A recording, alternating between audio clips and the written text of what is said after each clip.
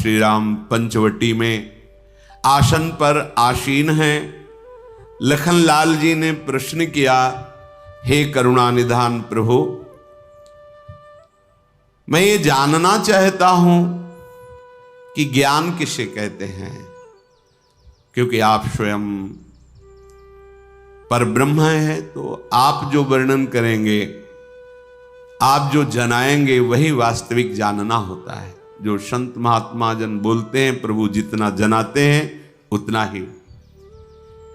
हे नाथ, वैराग्य किसे कहते हैं, माया किसे कहते हैं, भगत किसे कहते हैं, भक्ति, ईश्वर और जीव का भेद क्या है, आपके चरणों की वो अविरल भक्ति क्या है जिससे शोक मोह भ्रम जन्म मृत्यु दुख ये सब नष्ट हो जाता है, उस भक्ति का स्वरूप क्या है। भगवान श्री राम ने कहा, हे लखन, हम कम शब्दों में वर्णन करते हैं, ध्यान पूर्वक सुनो। थोरे ही महा सब कहूं बुझाई, सुनहु तात मति मन चित लाई। मैं अरु मोर तोर तै माया, जेहि बस कीन्हे जीव निकाया।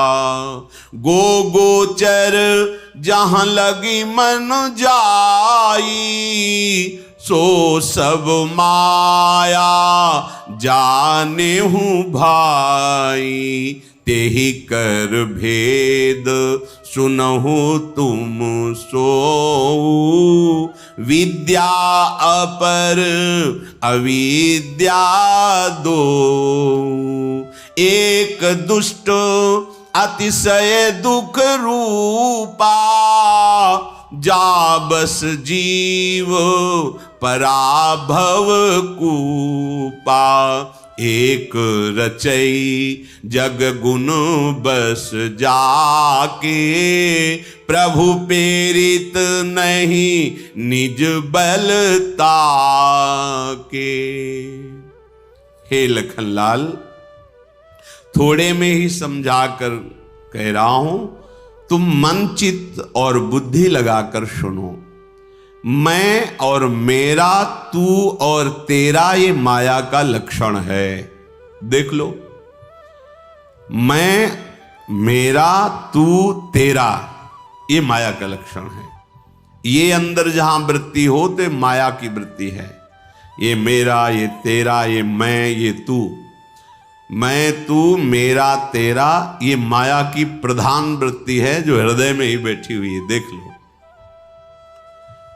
इसी ने समस्त जीवों को माया में बांध रखा है।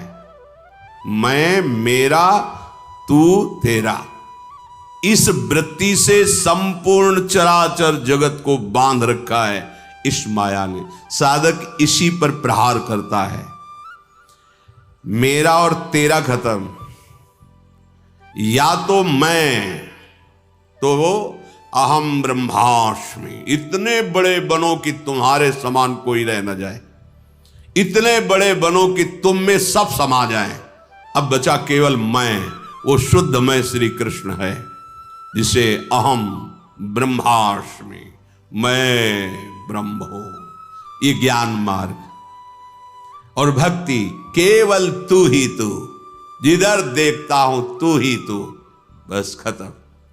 जहां मैं तू वहां माया, जहां केवल मैं, तू है ही नहीं, वो ज्ञान। और जहां मैं खो गया, केवल तू ही तू, वो भक्ति। और जहां मैं और तू वहां माया। इंद्रियों के विषयों को लेकर के मन जहां तक दौड़कर जाता है, 5 ज्ञानेंद्रियों के साथ मन विचरण करता है। मना कष्टान इंद्रियाणि प्रकृति स्थानि करसति, वो सब माया में ही विचरण करता है। इस माया के 2 विभाग हैं, एक विद्या और दूसरी अविद्या। अविद्या बहुत दुष्ट स्वभाव पैदा करती है, दोष युक्त है, अत्यंत दुख ही दुख देती है। जिसके वश होकर जीव इस भवकूप में, संसार कुएं में गिरता है, बार बार जन्म, बार बार मरण होता है। और विद्या भी माया ही है। ये जगत की रचना करती है, प्रभु से प्रेरित है। इस विद्या में अपना बल नहीं है, भगवान का बल है। इस विद्या का आश्रय लेकर के अविद्या रूपी कांटा निकाल के फेंक देना। विद्या ना अविद्या, जो बचा वो ब्रह्म स्वरूप। जैसे एक कांटे से दूसरा कांटा निकाला, ऐसे माया के दो विभाग हैं, एक विद्या एक अविद्या। विद्या कहां से प्रारंभ होती? ब्रह्म सत्यम जगन मिथ्या, उमा कहूं मैं अनुभव अपना, सत हरि भजन जगत सब सपना। ये सब झूठा झूठा झूठा, काटते चले गए। और जब सत्य में स्थित हुए तो सर्वम खलमिदम ब्रह्म, वो कांटा भी फेंक दिया विद्या वाला। अब क्या निकला? केवल ब्रह्म। सर्वम खलमिदम ब्रह्म ने नानास्ति किंचन। श्री राममय शब्द, चिद चिद लक्षणम सर्वम राधा कृष्णमयम जगत। खत्म, विद्या विद्या दोनों का कार्य खत्म। अब प्रभु बता रहे हैं कि ज्ञान किसे कहते हैं? ज्ञान मान जहां एकऊ नाही, देख ब्रह्म समान सब माही। ये 18 दोष खत्म हो जाते हैं जिसके अंदर ज्ञान जागृत होता है। अगर ये 18 दोष में एक भी दोष है तो अभी शुद्ध ब्रह्म बोध नहीं हुआ, उसे ज्ञान नहीं हुआ। पहला है मान। भगवान ने गीता जी में भी जब परम पद का वर्णन किया तो कहा निर्मान अमोहा जित संग दोषा अध्यात्म नित्या विनिवृत्त कामा द्वंद्वैर विमुक्ता सुख दुख संगई। ये परम ज्ञानी परम पद में आरूढ़ हुए महापुरुष का लक्षण है। ये 18 दोष उसमें नहीं होते। मान बहुत बड़ा जहर है जिसे मायाग्रसित अंतःकरण बहुत शौक से पीता है। अज्ञान का स्वरूप ही मान है। किससे मान चाह रहे हो? या तो तुम ही तुम हो या मैं ही मैं हूं। अपने हाथ से अपने पैर छू, कैसा मान लगेगा आपको? अपने हाथ से अपने पैर छू तो सब मेरी आत्मा है, कोई दूसरा है। अच्छा, अपने आराध्य देव अगर भक्ति में हो तो आराध्य देव झुक के प्रणाम करे, तुम्हें कैसा लगेगा? जलन होनी चाहिए। गुरुदेव तुम्हें प्रणाम करें झुक के, कैसा लगना चाहिए? संकुचित हो जाना चाहिए, हृदय जलना चाहिए। आप हमारे आराध्य देव। ये भाव, मान का कहीं कोई अस्तित्व नहीं, चाहे ज्ञान में हो चाहे भक्ति में हो। भक्ति में भी तो कहा गया है अमानिना, मान देना, मान रहित। ये मान बहुत बड़ा जहर है, बहुत जल्दी सर्वनाश कर देता है। बहुत जल्दी सर्वनाश करने वाला ये मान है। मान ना संसार के मार्ग में सही है ना परमार्थ में सही है। संसार के मार्ग में इसी को देखा जाता है। बोले वहां गए बहुत मान हुआ, बोले फूले हैं, और जरा सा तो दुखी हैं। ये सुखी दुखी आप अपने आप में पैदा करते हैं। 2 ब्राह्मण थे, किसी ने निमंत्रण दिया, आओ महाराज आज हमारे यहाँ आदर पूर्वक प्रसाद पाइए। दोनों गए, पाके निकले तो एक मुस्कुरा रहा था, एक बहुत गम में था, जैसे बहुत बड़ी संपत्ति का नाश हो गया। तो एक ने पूछा, पंडित जी प्रसाद में कुछ गड़बड़ी थी क्या? आप उदास क्यों और आप बहुत प्रसन्न हो? तो उनका हमने सोचा था कि आज भोजन नहीं मिलेगा, पर बहुत सुंदर भोजन मिला और 11 रुपया दक्षिणा मिली, इसलिए मुझे बड़ी प्रसन्नता हुई। बोले आप उदास क्यों? बोले हमने सोचा था जजमान सही 101 तो देगा ही, वो 11 रुपये दिए इसलिए। अब बोलो जजमान का क्या दोष कि एक खुशी है एक दुखी है? उसके विचार उसको दुख प्रदान कर रहे हैं, उसके विचार उसको सुख प्रदान कर रहे हैं। वस्तु व्यक्ति के द्वारा प्रदत्त दुख हमें नहीं छू सकता, हमारे विचार ही हमको दुखी करते हैं। जिसमें मान नहीं है, दंभ नहीं है। दंभ माने दिखावा होता है, दंभ नहीं। ज्ञानियों में दंभ, किससे दंभ करे? हिंसा, किसी को मन वचन कर्म से दुख पहुंचाना, नष्ट कर देना, यह हिंसा होती है। क्षमा ना होना, बड़े से बड़े अपराध करने वाले को भी क्षमा करने की सामर्थ्य ज्ञानी में ही होती है, ज्ञानी में नहीं होती। ज्ञानियों में क्षमा बल होता है, तो क्षमा राहित्य ये ज्ञानी में नहीं होता। अर्थात किसी को भी दंड देने के लिए उतावला हो जाना, यह अज्ञान का लक्षण है। टेढ़ापन, वक्र दृष्टि, वक्र वचन, ये ज्ञानियों में नहीं होते। सीधे सरल, जो मन में वही, वाणी में वही, चेष्टा में।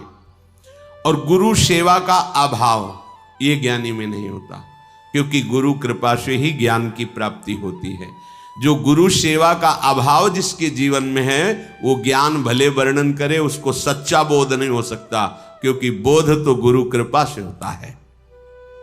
अपवित्रता, शरीर की अपवित्रता, वाणी की अपवित्रता, मन की अपवित्रता, ये ज्ञानी में नहीं होती। ज्ञानी चलता फिरता तीर्थराज प्रयाग है। अस्थिरता, वो चंचल नहीं होता, गंभीर रहता है, शांत स्वभाव, क्योंकि अब कोई चाह नहीं, कोई मन का निग्रहित ना होना, ज्ञानी में ये दोष नहीं रहता। मन ही नहीं रह जाता।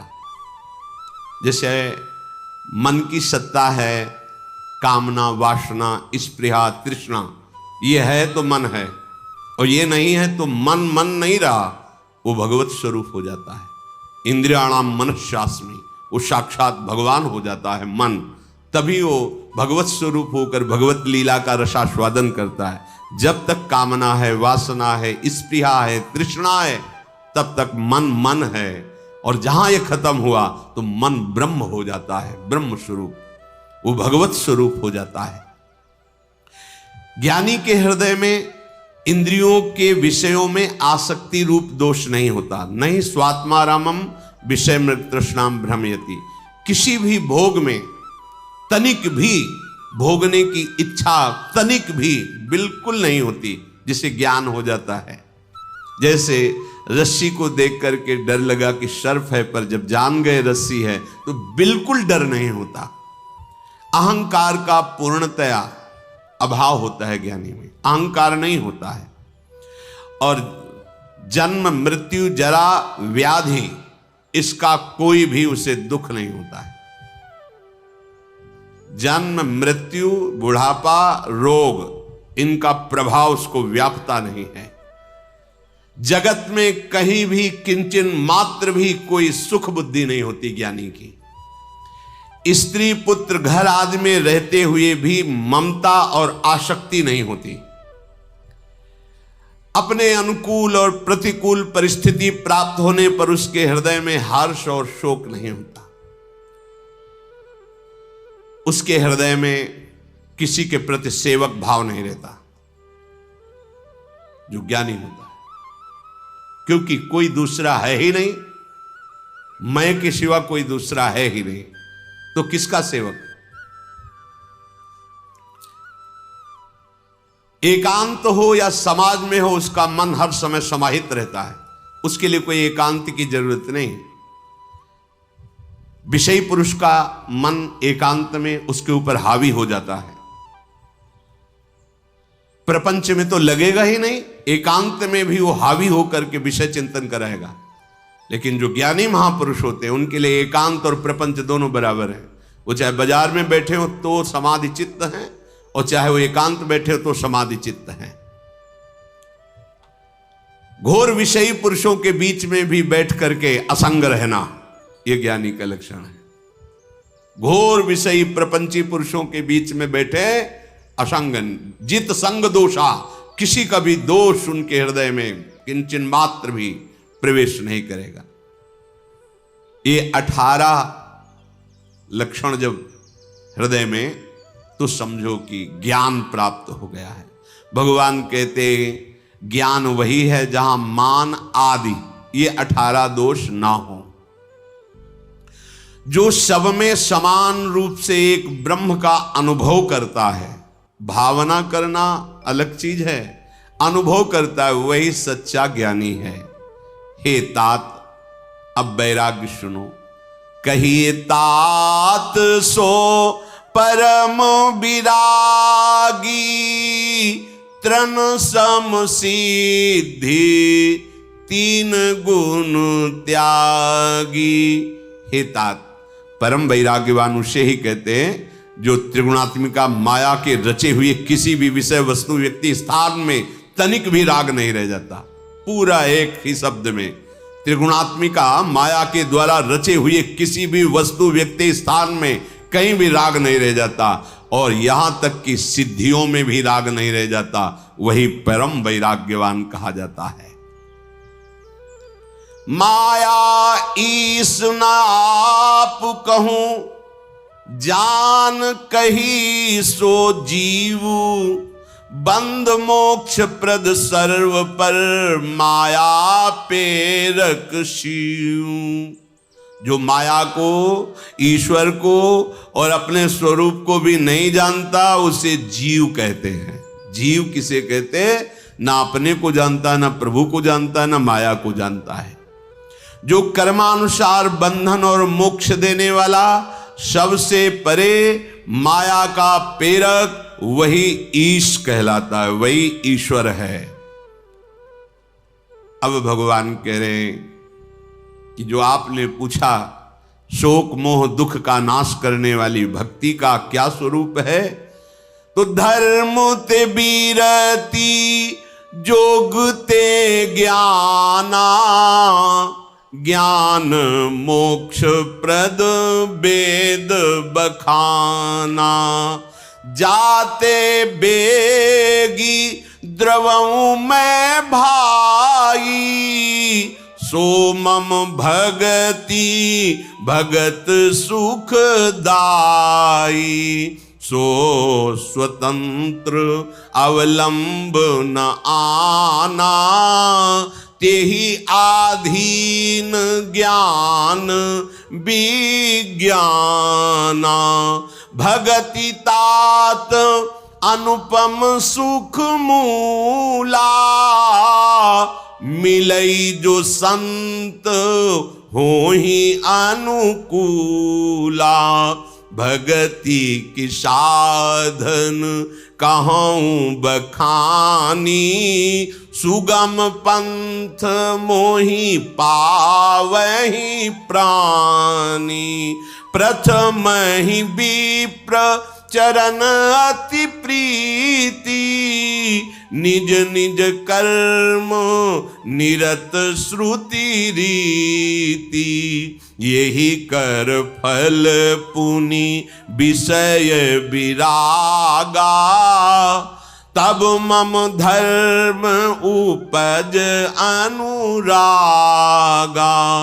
श्रवणादिक नव भक्ति दृढ़ाही, मम लीलारती अति मन माही, संत चरण पंकज अति प्रेमा, मन क्रम बचन भजन दृढ़ नेमा। जो धर्म का आचरण करता है तो धीरे धीरे वो आगे चलकर वैराग्यवान हो जाता है। वैराग्यवान की इंद्रियां समाहित होने लगती हैं, उसके अंदर फिर ज्ञान जागृत होता है। जो अपनी इंद्रियों को अधीन कर लेता है, इंद्रियों का दमन, मन का दमन, उस वैराग्यवान के हृदय में ज्ञान प्रकट होता है और ज्ञान पद पर मोक्ष पद प्रकाशित होता है। ज्ञान मोक्ष प्रदान करता है। पर हे भाई, मैं जिससे बहुत जल्दी प्रसन्न हो जाता हूं वो मैं तुम्हें भक्ति बताता हूं जो परम सुख प्रदान करने वाली है। भक्ति स्वतंत्र है हमारी, वो इसके ज्ञान विज्ञान के अधीन नहीं है। लड़का बच्चा है ज्ञान वैराग्य आदि, भक्ति स्वतंत्र है।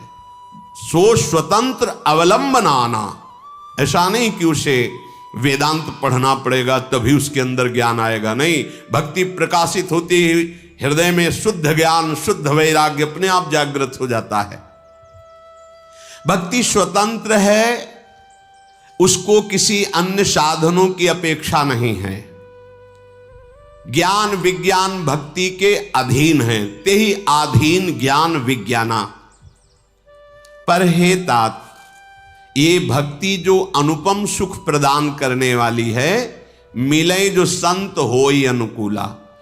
यदि कृपा से कहीं भगवत प्रेमी महात्माओं का संग मिल जाए तब फिर, और वो संत अनुकूल हो जाए, अनुकूल का मतलब तुम्हारे आचरण देखकर, तुम्हारा व्यवहार देखकर वो तुम पे प्रसन्न हो जाएं। मिलई जो संत होई अनुकूला, पहले भगवत कृपा से संत का मिलना, फिर आपके ऐसे आचरण, ऐसी श्रद्धा भक्ति कि वो संत आप पे प्रसन्न हो जाएं, तो ये अनुपम सुख प्रदान करने वाली भक्ति आपके जीवन का परिवर्तन कर देगी। मैं भक्ति के साधन का वर्णन करता हूं, ध्यान पूर्वक सुनो। बहुत सहज में भगवत प्राप्ति करा देती है। पहले तो ब्रह्म ऋषियों के चरणों में प्रीति होनी चाहिए। भगवत प्रेमी महात्मा भक्तजन, इनके चरणों में प्रीति होनी चाहिए।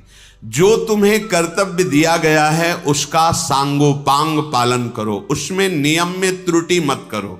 जो नियम मिला है गुरुजनों से, जो आपको शास्त्र सम्मत कर्तव्य कर्म दिया गया है, उसको आप प्राणपण से निर्वाहें। 4 दिन किया छोड़ दिया, ये नहीं होता भक्त का स्वभाव। संयमी और दृढ़ उपासक की पहचान होती है। चाहे आप 10 वर्ष उसकी रोज परीक्षा ले लो, राइट टाइम होगा उसका, हर चेष्टा का उसका एक समय होगा, उसमें अंतराय नहीं पड़ सकता। अगर स्वास्थ्य ठीक नहीं है तो बात अलग है, नहीं तो राइट टाइम, उसकी दिनचर्या में फर्क नहीं पड़ेगा। 10 वर्ष से जांच लो, हमने देखा है, महापुरुषों को देखा है, बस ठीक, बस 5 मिनट के अंतर उनके भले हो सकता है।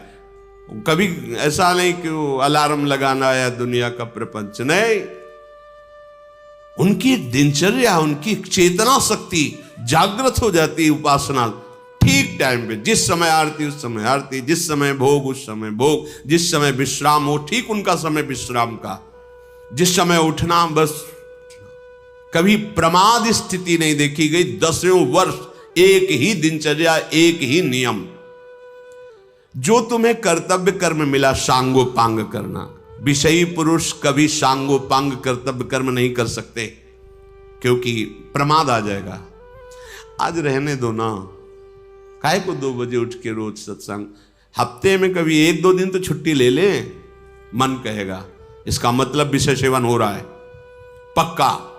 अगर आप संयम से हैं तो ऐसा मन बर्दाश्त ही नहीं कर पाएगा, आपका ही मन ये बर्दाश्त नहीं कर सकता, आग पैदा हो जाएगी। ऐसा कैसे हो सकता? नहीं नहीं, भाग भाग, अपनी दिनचर्या में भाग।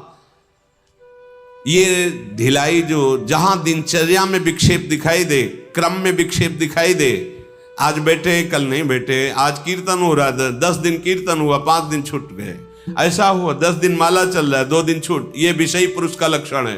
वो डिस्टर्ब है, अपने सतमार्ग से भ्रष्ट है, जांच ले अपने आप को। नहीं, ऐसा नहीं हो सकता, कभी नहीं हो सकता। बड़े बड़े महापुरुषों का संग किए हैं, देखा है, कभी नहीं। वृद्ध है ठीक टाइम पे, 1:30 बजे, हमने देखा 1:30 बजे वृद्ध है, 90-92 वर्ष की अवस्था है, सन्यासी है, ठीक 1:30 बजे 2 बजे के बीच में कमंडल खटपट होने लगा उनका। दिनचर्या आप जीवन भर जो करते रहे हैं वो कैसे आपको गिरने देगा? नहीं, एक दिनचर्या, एक नियम। गुरुदेव भगवान ने भी एक दिन कहा था, साधु की पहचान उसकी दिनचर्या। अगर उसकी दिनचर्या में फर्क पड़ता है तो विषय सेवन कर रहा है, किसी से पूछने की जरूरत नहीं, देख ले, विषय सेवन कर रहा है। नहीं, दिनचर्या बिल्कुल अपने लक्ष्य पे होगी, टाइम बाय टाइम होगी। तो एक दिनचर्या, एक नियमावली, कभी खंडित ना होना। स्वास्थ्य खराब हो जाए तो भी वो जगह बैठा मिलेगा, भले चेष्टाएं नहीं हो रही पर उसकी चेतना में दिनचर्या चल रही है। ये ही कर फल पुनि विषय विरागा, संसार के भोगों से अपने आप वैराग्य हो जाएगा। आपके पास समय कब है संसार का चिंतन करने का? जब चिंतन ही नहीं हो रहा तो संकल्प कैसे बनेगा भोगों का? जब भोगों का संकल्प ही नहीं तो क्रिया ही नहीं। असली वैराग्यवान की दिनचर्या बताती है वैराग्यवान है कि नहीं। इसीलिए गुरुजनों के समीप गुरुकुलों में वास करते थे। कोई भी हो, प्रारंभ नहीं, नियम संयम के द्वारा जीवन पकड़ पकड़, अपने मन को पकड़, क्योंकि ये गुरु शासन बर्दाश्त नहीं कर रहा। इसका मतलब मन अहंकार और विषय से युक्त है, इसीलिए वो रौंदने के लिए अपने को तैयार नहीं है। अब हम स्वतंत्र हैं, हमारा जब मन आएगा उठेगा, हमारा मन आएगा हम जो करेंगे। हाँ करो, लेकिन जो तत्व है वो स्फुरित नहीं होगा। जो लक्ष्य है उसको वेद नहीं सकते। तो लक्ष्य वेदने के लिए तो गुरु कृपा ही केवलम। निर्देश हो गया इतने बजे से ये इतने प्राण निकल जाएं, वो समय नहीं छूटने पाएगा। जब इस पर तुम्हारी मात्र दृष्टि नहीं है तो कागज में लिख लो, विषय सेवन किए बिना रहोगे नहीं, वो विषय भोगी हो। अंदर से अपने आप को देख लो। नहीं, ये संयम नियम ऐसे अद्भुत जागृत हो जाते। यही है उपलब्धि। आजीवन अपनी नियमावली में, आजीवन अपने संयम में। घाट में ही रहते थे तो कितने ऐसे महात्मा ठीक 3 बजे मंत्र उच्चारण करते हुए गंगा आचमन कर रहे हैं, हाथ में दंड नारायण है, ठीक रोज पहचान थी। अब वो आने वाले होंगे, अब वो आने वाले होंगे, क्रम था उनका। जब उनके समीप कभी ऐसे बैठकर बात करने को मिली तो दिनचर्या की ही प्रेरणा दी। आपकी दिनचर्या ही आपकी साधना है और आपकी साधना ही आपकी साधुता है। भगवान कह रहे, यही कर फल पुण्य विषय विरागा, संपूर्ण भोगों से वैराग्य हो जाता है। तब मम धर्म उपज अनुरागा, तब मेरे भागवत धर्म में अनुराग उत्पन्न होता है। अब चलो, भगवान का मार्ग है, चलो। कभी पीड़ा होती है आपको? जब आपका भजन छूटता है, आपकी दिनचर्या छूटती है, आपको पीड़ा होती है? नहीं होती। यदि आपके व्यापार में घाटा होता है तो आपको पीड़ा होती है। आपकी मानी मान्यता के अनुसार अगर लाभ नहीं मिला तो आपको पीड़ा होती, लेकिन भजन छूट जाए कोई पीड़ा नहीं, कोई पश्चाताप नहीं। सतमार्ग के नियम छूट जाए कोई आपको परेशानी नहीं। तो महत्व कहां है आपका? असत मार्ग संसार में महत्व है, क्योंकि संसार की हानि बर्दाश्त नहीं। 4 दिन भजन नहीं हो, कोई बात नहीं। तो कहां तुम्हारा भागवत धर्म है, कहां तुम्हारा संयम नियम है? ये विषयी पुरुष का लक्षण, पहचान है। चाहे जितना वो कसम खाए, उसके आगे बात नहीं चलेगी। अनुभव के आगे किसी की ये झूठी बातों की बात नहीं चलती। आपका संयम, आपके गुरुदेव के वचनों पर प्राण समर्पित करने की बात एक पवित्र अंतःकरण में आती है। प्रमाद स्थिति स्पर्श भी नहीं कर सकते। स्वप्न में भी आप गुरु आज्ञा का उल्लंघन करने में भयभीत हो जाएंगे यदि संयमी हैं। कैसे, ऐसा कैसे हो सकता है? अगर असंग तो असंग, हमारा जीवन आपके अधीन है, असंग तो असंग, कह दिया वही अपने जीवन छोड़ देंगे। ये परमार्थ है। यहां कोई मान्यता नियम संयम की नहीं। क्यों? क्योंकि विषय सेवन होता है। प्रमाण इस बात का है। निर्विषय हृदय को देखो आप, वो ठीक लक्ष्य पे जाएगा, लक्ष्य पे। ये पहचान होती है। इसका फल होता है विषयों से वैराग्य, उसका फल होता है भागवत धर्म में रति। 9 प्रकार की भक्तियां उसके हृदय में उदित हो जाती हैं। श्रवणम कीर्तनम स्मरणम विष्णुपाद सेवनम अर्चनम वंदनम दास्यम सख्य आत्मनिवेदनम। फिर ये 9 भक्ति करते हुए मेरी लीलाओं के प्रति उसका अनुराग प्रकट होता है। भगवत चर्चा सुनने में अब विशेष सुख मिलने लगता है और उसको संत बहुत प्राण प्यारे लगने लगते हैं। संत चरण पंकज अति प्रेमा, मन क्रम वचन भजन दृढ़ नेमा। भगवान कह रहे संत चरणों में उसको अत्यंत प्रेम हो जाता है, अत्यंत प्रेम। संत दरस, संत संभाषण, संत वचन सुने बिना वो जीवन व्यर्थ लगने लगता है कि आज हमें सत्संग सुनने को नहीं मिला, हमें कुछ अच्छा नहीं लग रहा। आज हमें संत दर्शन नहीं हुई, हमारा आज का दिन व्यर्थ गया। आज हमें संत से दृष्टि नहीं मिली, किस काम का हमारा। उसके हृदय में ऐसी प्रीति प्रकट होती है। मन वचन कर्म से दृढ़ नियम वाला होकर मेरा भजन करता है। यह है मन वचन कर्म से दृढ़ नियम वाला। हमने वृद्ध संतों को भी देखा है, वृद्ध अपनी उनकी दिनचर्या में फर्क नहीं देखा है। जिस समय जैसी दिनचर्या, भले वो शिथिलता पूर्वक हो रही दिनचर्या। और गुरु पितु मातु बंधु पति देवा, सब मोहि कहां जानई दृढ़ सेवा।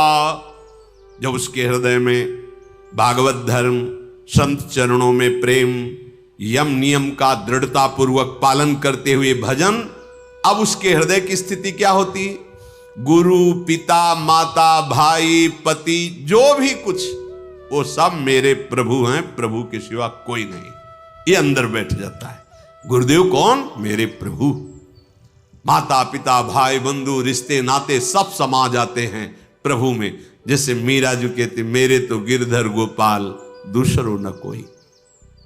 मामू गुण गावत पुलक शरीरा, गद गद गिरा नयन बहनीरा।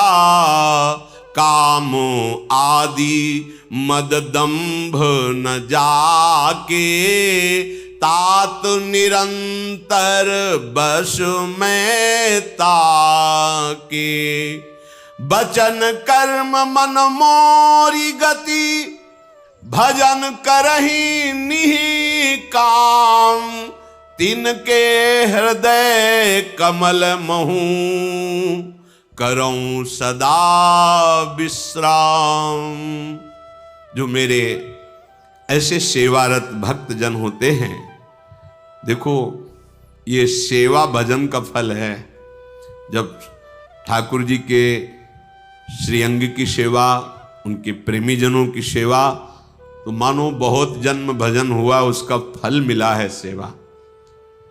जो सेवा को ऐसा मानते हैं कि हम एकांत में बैठकर तो माला नहीं चला पाते, फिर ये सेवा किस काम की, अभी समझ में नहीं आई।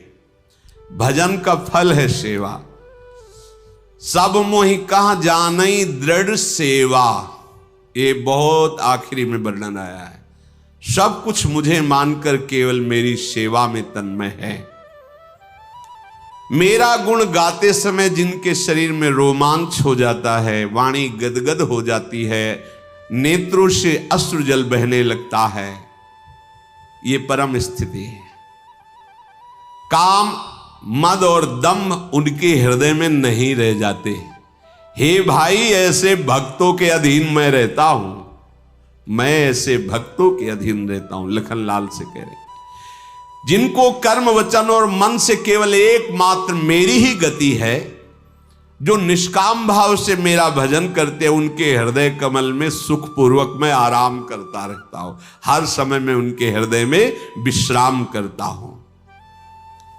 प्रभु के श्रीमुख से भक्ति योग को सुनकर लक्ष्मण जी ने विशेष सुख पाया और प्रभु श्री रामचंद्र जी के चरणों में सिर नवाया। वैराग्य, ज्ञान, गुण और नीति का ऐसे ही प्राय वर्णन होता। एक दिन की बात है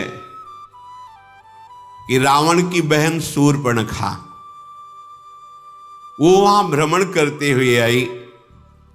पीछे जब सत्संग प्रारंभ हुआ था भगवान श्री राम के चरित्र का, तब आया था विश्रवा को कुबेर जी ने सेवा में 3 नवयुवतियां जो मायामयी और बहुत सुंदर थी, एक पुष्पोत्कटा और मालिनी और राका।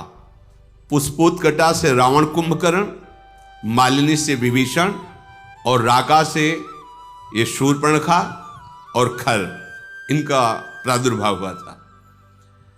विश्रवा जी पुलस्त जी के ही अंश से प्रकट हुए थे।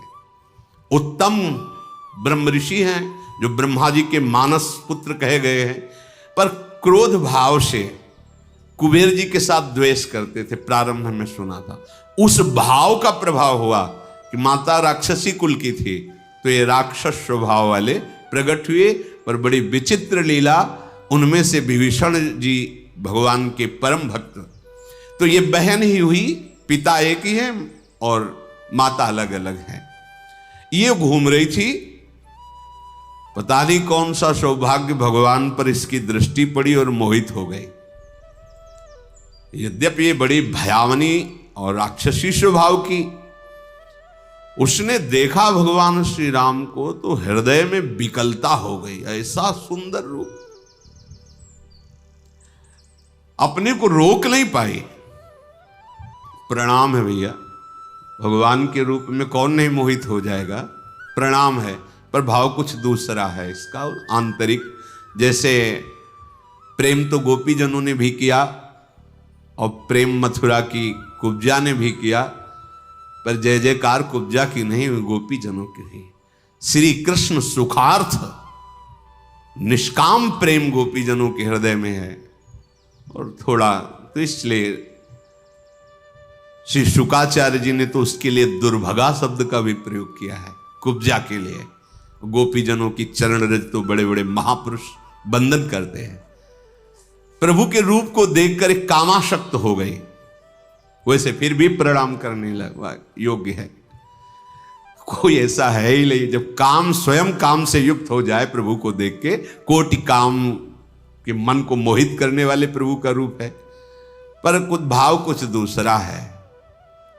इसके पति का नाम विद्युज्जुहा है। ये काल के राक्षस का प्रधानमंत्री है। रावण ने जब आक्रमण किया तो विद्युज्जुहा ने, प्रधानमंत्री था, उसने कहा कि तुम्हारी जो ये इच्छा है कि संपूर्ण ऋषि मुनियों को नष्ट किया जाए और राक्षसी राज्य हो, इसमें हम सहयोग नहीं करेंगे। ये शूर्पणखा का पति था विद्युज्जुहा। उसकी कोई आज्ञा का उल्लंघन कर दे बर्दाश्त नहीं था, तो रावण ने ही मार डाला था उसी दिन। अब जब पति को भी मार डाला तो उसके आगे किसका बस क्या है। तो रही थी अपने भाई खर के समीप ही पंचवटी में, पर सोच रही थी कभी ऐसा अवसर आएगा तो तेरा विनाश मेरे द्वारा ही होगा। तूने मेरे पति को मारा। वो राक्षस तो था विद्युज्जुहा, पर धर्मयुक्त था। वो कहता ऐसा नहीं, आप ऋषि मुनियों को मारे, राक्षस राज साबित करें, इस पे हम आपका सहयोग नहीं करेंगे। तो मार डाला उसने, क्योंकि जो अपने स्वार्थ में अंधे होते वो रिश्ते नातों का सम्मान नहीं करते। अब ये स्त्री शरीर में थी तो राक्षसी, पर मन मारे बैठी थी कि कोई हमें ऐसा। अब खर, दूषण, तीसरा, ये सब अनुगामी थे रावण के, रावण की आज्ञा पे चलते थे। तो सोचा कि अगर इनसे भी जरा बोलेंगे तो हमें मार डालेंगे। रावण का विरोध कोई कर दे ऐसा है ही नहीं। त्रिभुवन में कोई नहीं था कि उसके खिलाफ कोई बोल सके। अंदर ही अंदर सोच रही कभी तो अवसर मिलेगा, जीवन व्यतीत करूंगी, लेकिन जिस दिन अवसर मिलेगा इसका नाश करवाऊंगी। आज अजान बाहु भगवान को देखकर उसको और सुना था कि इन्होंने ही शुभाहु आदि काम, मारीच को एक बाण मारा था तो बिना फण का 400 कोस दूर गिरा था, 100 योजन दूर गिरा था। ताड़का का वध किया, विराध का वध किया। उसको पता था, समझ गई कि कोई साधारण बलि ताड़का को नहीं मार सकता था, शुभाहु को नहीं मार सकता था, विराध को नहीं मार सकता था। इसका मतलब है महाबली हैं, एक बार इनसे मिल के देखती हैं। तो प्रभु से कह रही तुम सम पुरुष, क्योंकि आपने भी निश्चय किया है, निश्चरहीन मह करूं भुज उठाए प्रणकीन। और मेरा भी आंतरिक निश्चय है कि इसको बर्बाद करके छोड़ूंगी, जिसने हमारे सुहाग को उजाड़ा है। पर बोल नहीं सकती थी। सुंदर रूप धारण किया और भगवान के सामने गई और मुस्कुरा कर बोली तुम सम पुरुष नमो सम नारी, यह संजोग विधि रचा बिचारी। आपके जैसा पुरुष नहीं, मेरी जैसी नारी नहीं, बड़ा सुंदर संजोग है, स्वीकार कर लो महाराज। मम अनुरूप पुरुष जग माही, देखूं खोजी लोक तिहु नाही। ताते अब लगी रहूं कुमारी, मनुमाना कछु तुम्हीं निहारी। मेरे लायक तो आप ही हो, तीनों लोक में कोई नहीं है मेरी जोड़ का, ये रावण का विनाश का संकल्प कर सके। आपने भी किया है और मैंने भी किया है। बड़ी गूढ़ भाषा है। वैसे अब तक मैं कुमारी हूं, किसी का वरण नहीं किया, आप हमें स्वीकार कर लीजिए। तुमको देखकर मन मान गया है। भगवान सीता जी की तरफ देखे मुस्कुरा दिए। सीत ही चित ही कही प्रभु बाता, जैसे तुम कुमारी हो लो। आहै कुमार मोर लघु भ्राता, हमारे पास तो सीता जी है, ये कुमार हमारे लघु भ्राता लखनलाल, इनके पास जाओ, इनसे बात करो। ओ गई लक्ष्मण रिपु भगनी जानी, प्रभु बिलो की बोले मृदुबानी। सुंदरी सुन मैं इनकर दासा, पराधीन नहीं तोर सुपासा। प्रभु समर्थ कौशलपुर राजा, जो कछु करही इन्हीं सब छाजा। सुंदरी, मैं तो प्रभु का दास हूं, पराधीन हूं, मेरे द्वारा तुम्हें कभी सुख नहीं मिल सकता। एक कौशल नरेश भगवान श्री राम हैं, इनको सब कुछ फबता है। आप इन्हीं की चरण शरण में जाएं, क्योंकि सिद्धांत है सेवक सुख चाह मान भिखारी, व्यसनी धन शुभ गति व्यभिचारी, लोभी जसु चाह चार गुमानी, नभ दुहि दूध चहत ये प्राणी। सेवक होकर के अपने सुख की चाह करे, भिक्षुक धर्म स्वीकार करके सम्मान की चाह करे, जुआ शराब व्यभिचार करने वाला धन और शुभ गति चाहे, कभी नहीं प्राप्त हो सकता। लोभी पुरुष अपना यश चाहे, अभिमानी पुरुष अर्थ धर्म काम मोक्ष चाहे, ये सब प्राणी आकाश को दूह कर दूध लेना चाहते हैं, अर्थात असंभव को संभव करना चाहते हैं। वो प्रभु के पास गए, प्रभु ने फिर लक्ष्मण जी के पास भेजा, लक्ष्मण जी ने फिर प्रभु के पास भेजा, प्रभु ने फिर लक्ष्मण जी के पास भेजा। लक्ष्मण जी ने कहा कि तुमको वही भरेगा जिसके एक इतनी भी लज्जा नहीं होगी। लक्ष्मण जी ने कहा, लक्ष्मण कहा तोई सो बरई, जो तृण तोरी लाज परिहरई। जिसने तृण तोड़ कर लाज का त्याग कर दिया, तेरी जैसे को वही वरण करेगा। अब तो सुंदर रूप त्याग कर आ गई शूर्पणखा के रूप में, भयानक रूप। तब खिसियानी राम पही गई, रूप भयंकर प्रगटत भई। सीत ही सभय देखी रघुराई, कहा अनुज सन शयन बुझाई। सीता जी को भयभीत देखकर भगवान ने पीछे किया सीता जी को, लक्ष्मण से कहा हिसाब कर दो इसका। नाक कान काट लिए। लक्ष्मण तिलाघो सो नाक कान बिन कीन, ताके कर रावण को मनो चुनौती दिन। नाक कान काट के मानो निशाचर राज रावण को चुनौती भेजी हो। लक्ष्मण जी ने शूर्पणखा को नाक कान रहित कर दिया। अब तो जब नाक कान कटा तो ऐसा लग रहा था जैसे गेरू के पहाड़ से पानी का धारा गिर रहा हो, ऐसे खून बहने लगा। नाक कान बिनु भई बिकरारा, जनु स्रव शैल गेरू के धारा। खर दूषण पही गई बिल पाता, धिग धिग तव पौरुष बल भ्राता। नाक का वो ऐसे विकराल थी, जब नाक कान कटा तो लाल लाल खून बह रहा और विकराल रूप हो गया। अब अवसर ढूंढा, अब विनाश का कार्य शुरू करूंगी।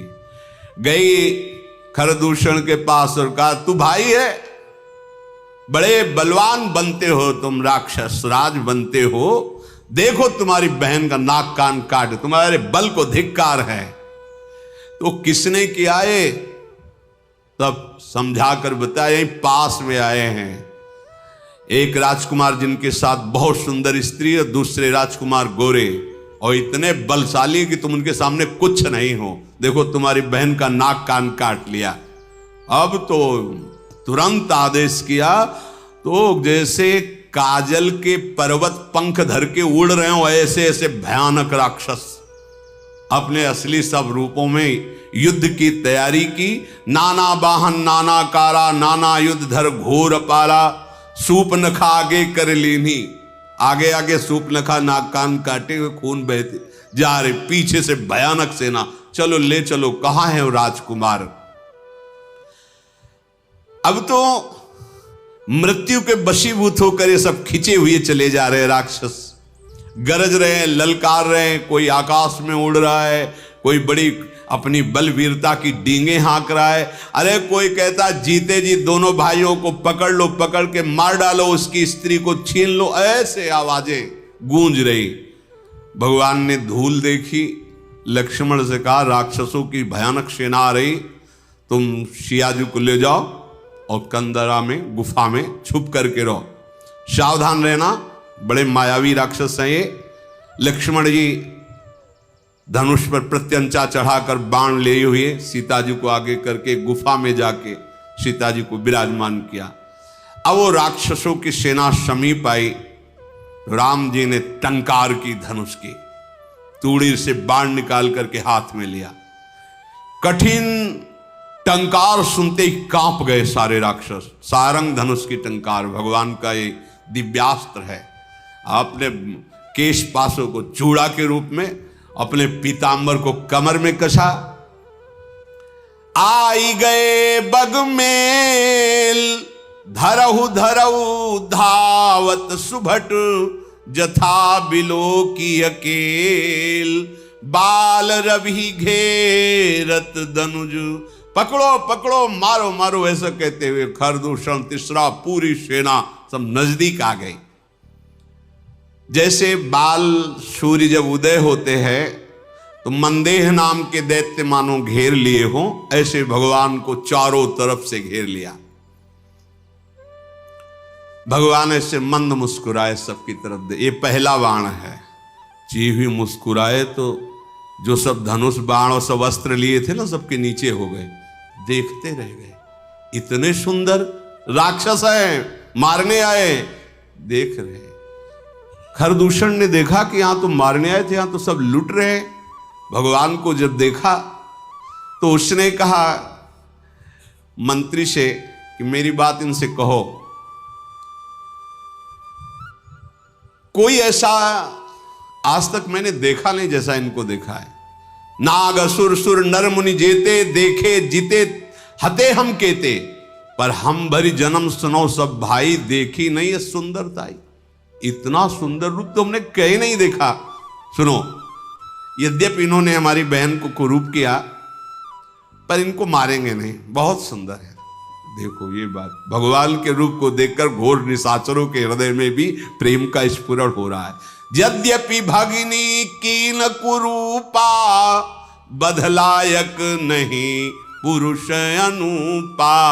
जाओ छाइन से कह दो अपनी पत्नी को जो छुपा के रखा है हमें दे दो, हमारा बदला हो जाएगा। तुमने हमारी बहन के नाक कान काटे, तुम अपनी पत्नी, और जाओ आराम से, निर्भय हो जाओ, तुम्हें कोई नहीं मारेगा, तुम बहुत सुंदर हो। मंत्री से कहा जाके कह दो, मेरा कथन जाके उनको सुनाओ। दूत ने जाके भगवान श्री राम जी से कहा तो भगवान मुस्कुरा करके बोले, देखो तुम जानते नहीं हो हम क्षत्रिय राजकुमार हैं, तुम्हारे जैसे पशुओं का वध करना हमारा शिकार खेलना होता है। हम क्षत्रिय मृगया बन करहीं, तुमसे खल मृग खोजत फिरहीं। तुम्हारे जैसे राक्षसों का वध करना हमारा स्वभाव है, और तुम जहां लड़ना चाहिए वहां हमें सलाह देने आए हो। अरे तुम जानते नहीं, तुम हमें बालक मत समझो। काल भी हमारे सामने खड़ा हो जाए तो हम उससे पराजित होने वाले नहीं हैं। दैत्य कुल का नाश करना और मुनियों की रक्षा करना यह मेरा संकल्प है।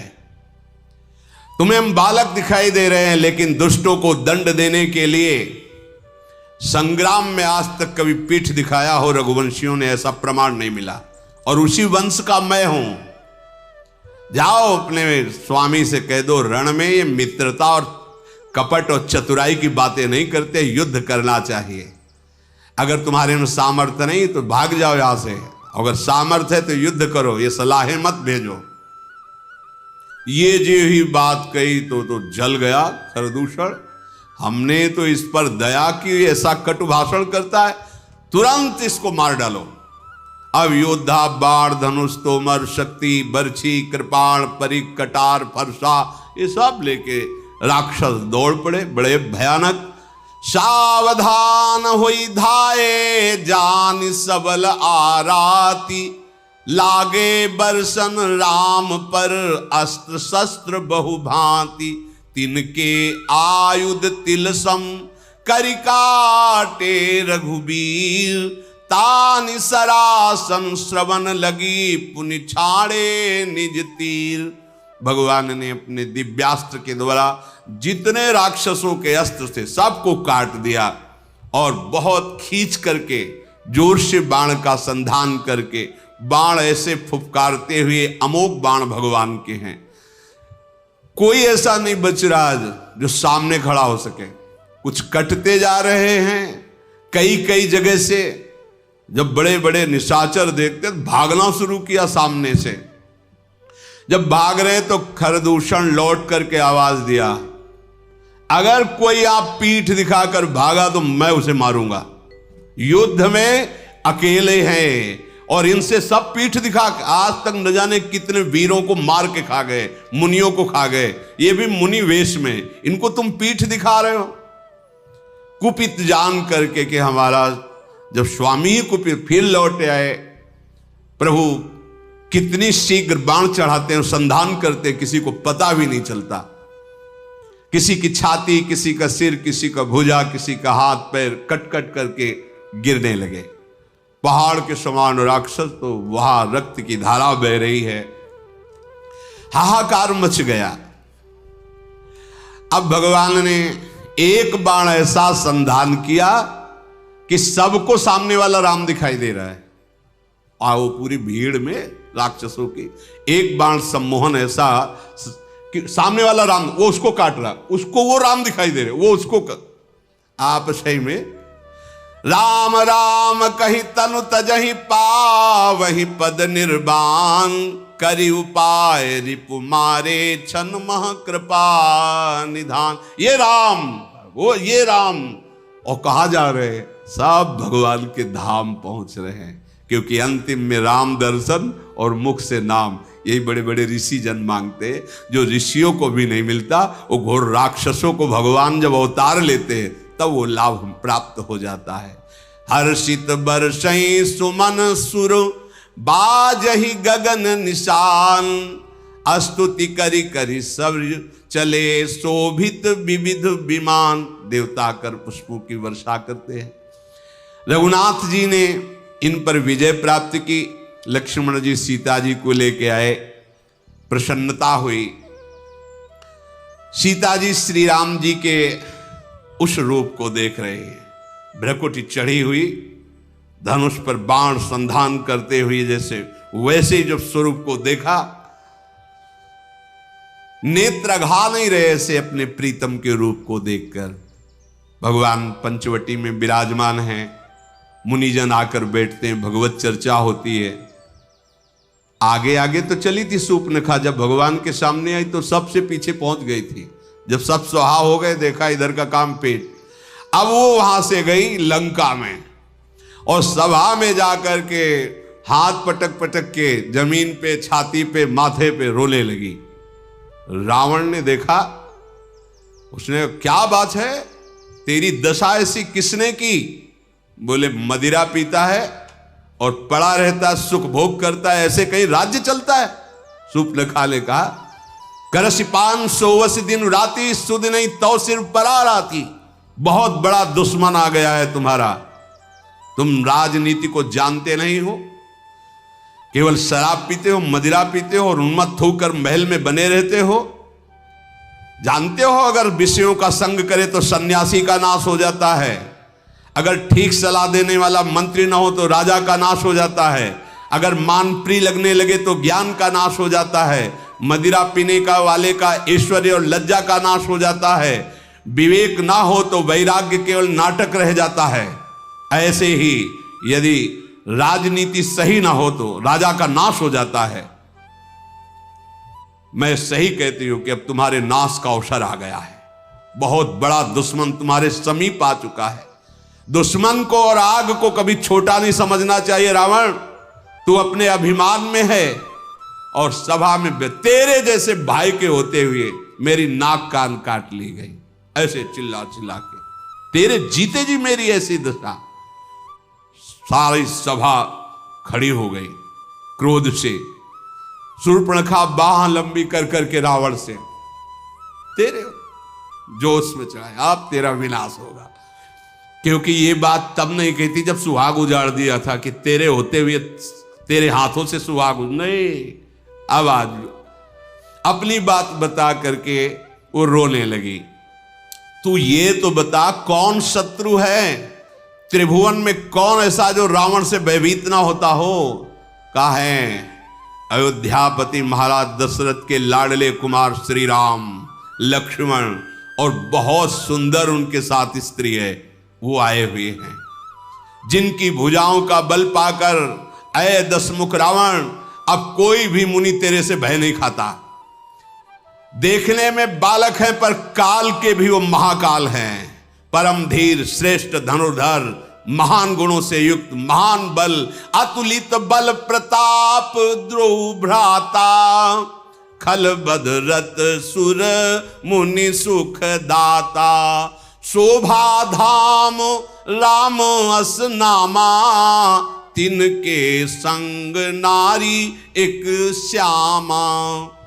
दोनों भाई महान बलशाली, परम सुंदर, शोभा के धाम, नाक कान कटे फिर भी कह रही परम सुंदर है वो, दुष्टों का वध करने में समर्थ है, शांत भक्त, देवता मुनि इनको सुख देने वाले हैं, उनका नाम है राम। उनके साथ बहुत सुंदर नवयुवती है। विधाता ने ऐसी स्त्री तो त्रिभुवन में बनाई ही नहीं है जैसी स्त्री है। 100 करोड़ कामदेव भी न्यौछावर हैं, ऐसा सुंदर स्वरूप राम जी का, तो 100 करोड़ रति भी न्यौछावर हैं, ऐसा सुंदर स्वरूप उस युवती का। उन्हीं के छोटे भाई, गोरे भाई लखन जी ने मेरी ये दुर्दशा की है। और जब मैं ये बात खरदूषण से कही तो पूरी सेना सहित वहां गए, खरदूषण, तीसरा, इन सब को काट के फेंक दिया, कोई नहीं बचा। शूर्पणखा की बात सुनकर रावण के माथे पे पसीना आ गया। उसने कहा कि सुर नर असुर नाग खगमाही, मोरे अनुचर कहां को नाही, खरदूषण मोहिसम बलवंता, मार सके को बिन भगवंता। ऐसा कैसे हो सकता है? खरदूषण तीसरा को कोई मार सके, ये तो केवल भगवान ही मार सकते हैं, दूसरा कोई मार ही नहीं सकता। सुर रंजन भंजन मही भारा, जो भगवंत लीन अवतारा। ये कोई साधारण ज्ञानी भी नहीं है, भगवान शिव का ये महान अनन्य भक्त है। अब स्वभाव में राक्षसी प्रवृत्ति है। विचार किया उसने कि खरदूषण, तीसरा, इनको तो भगवान ही मार सकते, और मैंने सुन रखा है ऋषियों से कि भगवान का अवतार होगा जो अपने भक्तों के मन को सुख देने वाले हैं। आहा, जो संसार के भार का हरण करने वाले हैं, उन्हीं भगवान का अवतार। तो क्या उन्हीं भगवान का अवतार हो गया? यदि वो भगवान हैं तो मैं जाई बैर हठि करऊं, प्रभु सर प्राण तजे भौतरऊं। अगर भगवान है तो मैं उनसे बैर भाव की उपासना करूंगा, ऐसा दृढ़ बैर करूंगा कि उनके अमोघ बाण से परम पद को प्राप्त होऊंगा, क्योंकि मैं जानता हूं मेरे से भजन तो होगा नहीं। हो ही भजन न तामस देहा, मन क्रम बचन मंत्र दृढ़। मैं राक्षसी स्वभाव का हूं, मेरे से भजन नहीं होगा, पर मैं बैर करूंगा, पर दृढ़ बैर करूंगा। इनके सिवा किसी और का चिंतन न हो, ऐसी दुश्मनी इनसे ठानूंगा। भक्ति से तो भजन होने वाला नहीं इनसे, पर इनका मैं ऐसा चिंतन करूंगा बैर भाव से। अंतिम समय तक इसका निर्वाह किया रावण ने। कहां राम रन हतोपचारी। अगर कहीं राजकुमार हैं तो अभी मजा चखाता हूं, अगर कहीं भगवान हैं तो दृढ़ वैर करूंगा, इनके बाणों से मैं परम धाम को जाऊंगा। शेष चर्चा आगे। श्री राधा वल्लभ लाल।